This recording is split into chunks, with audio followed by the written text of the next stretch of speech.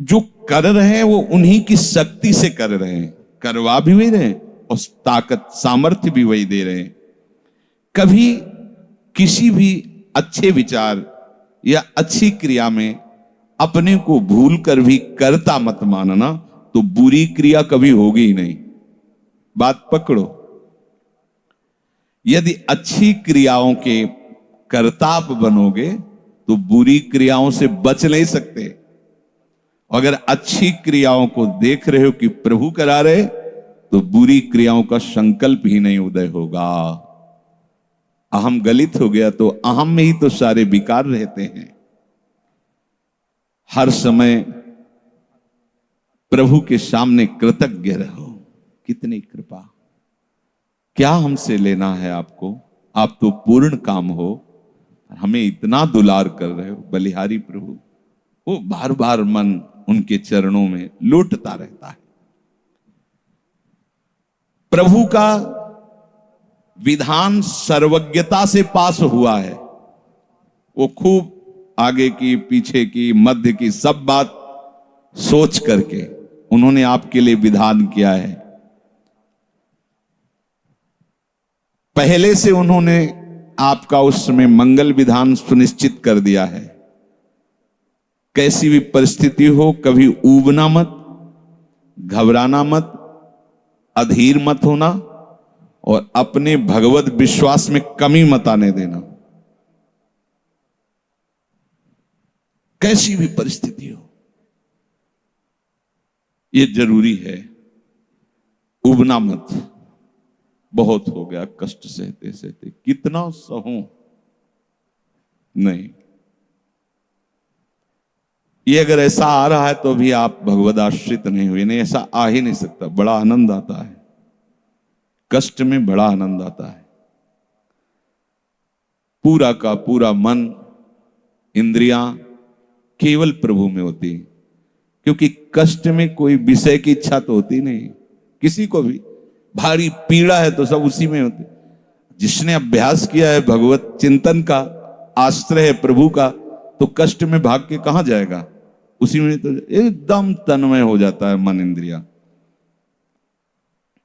आज जो आप भागवती का अभ्यास करते हो तो आपको पूर्वाभ्यास परेशान करता है ना, विषय चिंतन।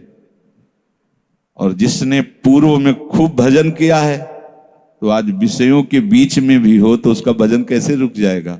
सोचो जरा।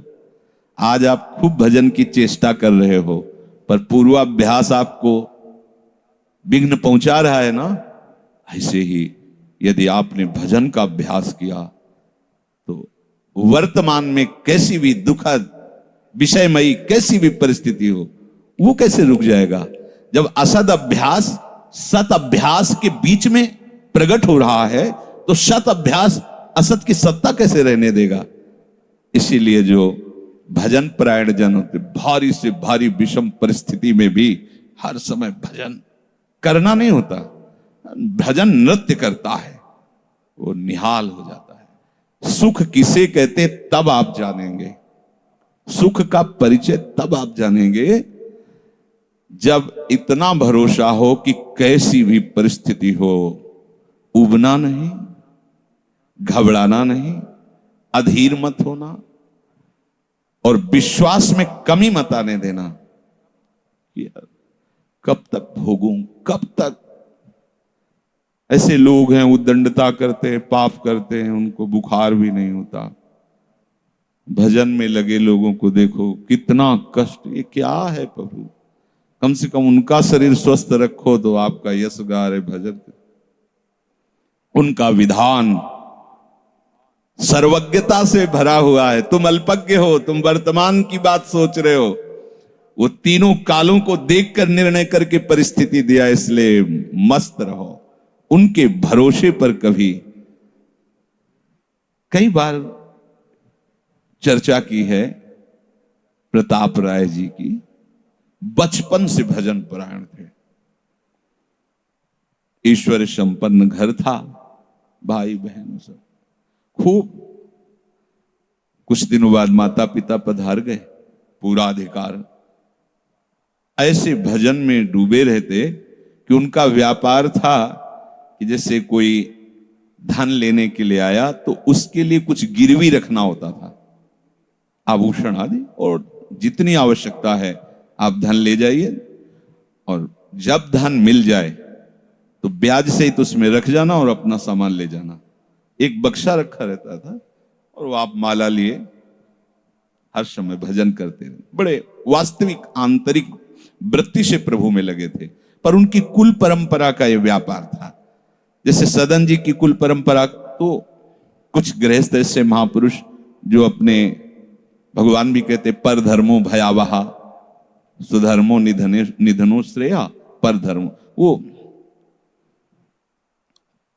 जो वहां का काजी था उसने देखा कि बिना किसी प्रयत्न के बड़ा आनंद इनके चल रहा है, तो जलन होती, जो भगवत विरोधी जन, विमुख जन होते हैं तो जलन होती है।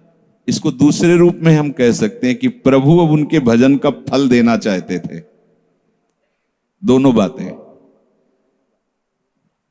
परिणाम जान गए हैं इसलिए हम कह रहे हैं प्रभु उनके भजन का फल देना चाहते थे, और वो वर्तमान से देखो तो वो द्रोही थे, भगवत द्रोही जन। 3 लोगों ने काजी से मिलकर कहा बड़ा सुख लूट रहा है, हम जाके देखा है, बढ़िया काम बन जाए। वो देखता भी नहीं कि बक्से में क्या रखा गया।